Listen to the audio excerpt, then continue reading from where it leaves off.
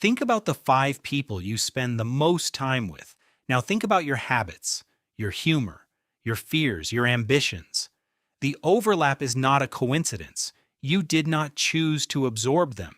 You did not sit down one day and decide to laugh like your best friend, or worry like your parents, or carry the same low-level restlessness as your closest coworkers. It happened without your permission, quietly, continuously, through a system so deeply embedded in your neurology that it began running before you could form a single conscious memory. The reason you become the people around you is not about willpower or discipline or even awareness. It is about a biological mechanism so old and so powerful that it predates language itself. In the 1990s, neuroscientist Giacomo Rizzolatti made one of the most significant accidental discoveries in modern brain science. He and his team were studying motor neurons in macaque monkeys, the neurons that fire when an animal reaches for an object. What they found was not what they expected. These neurons did not only fire when the monkey performed the action, they fired when the monkey watched someone else perform it. The monkey sat completely still, but its brain responded as if it had moved.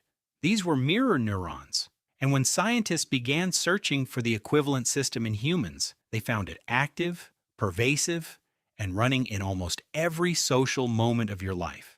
Your brain does not observe other people, it simulates them. When someone near you flinches, your pain regions activate. When someone laughs, the motor pathways that produce laughter in your own face begin to prepare. When someone speaks with calm authority, your nervous system begins to entrain to theirs before you have consciously registered a single word they said. You are not a spectator of the people around you. You are a continuous, real-time simulation of them. But this goes further than a single moment of mirroring. Psychologist Elaine Hatfield spent years studying what she called emotional contagion, the automatic transfer of emotional states between people in close proximity. She found that people unconsciously synchronize their postures, facial expressions, vocal rhythms, and breathing patterns with whoever they are near.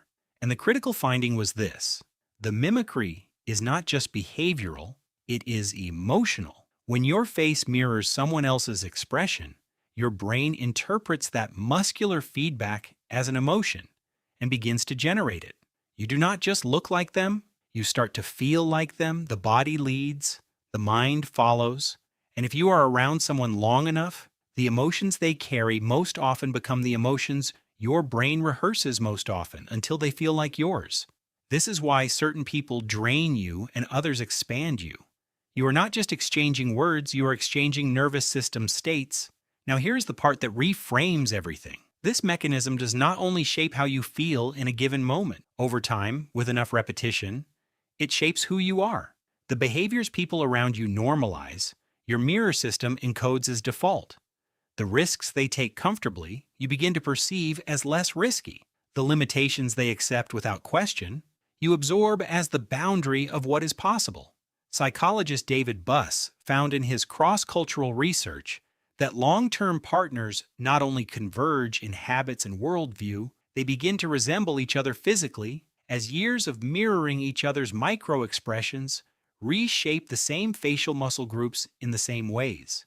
The people you spend the most time with are not just your environment. They are, in a measurable neurological sense, your input data. And your brain is running their patterns whether you consent to it or not. There is something uncomfortable in that, because it means that a significant portion of what feels like your personality, your default emotional tone, your appetite for risk, your relationship with ambition or fear or rest was not constructed through conscious choice. It was absorbed, transferred through proximity during the years your brain was most plastic, before you had any framework to evaluate what was being downloaded. But here's the shift. The same system that made you vulnerable to absorbing the wrong environments is the system that makes you genuinely transformable by the right ones. The mirror network does not evaluate, it copies what is present, which means proximity is not just background. It is input, and input is something you can, with intention, begin to choose. Not by cutting people off, not by curating some perfect social circle with surgical precision,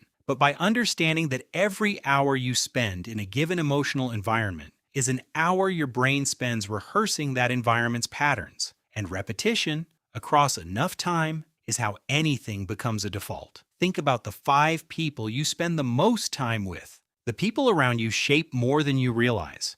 Their habits, emotions, and mindset quietly become familiar. Your brain has been taking notes all along, and the person you are today is partly a reflection of them.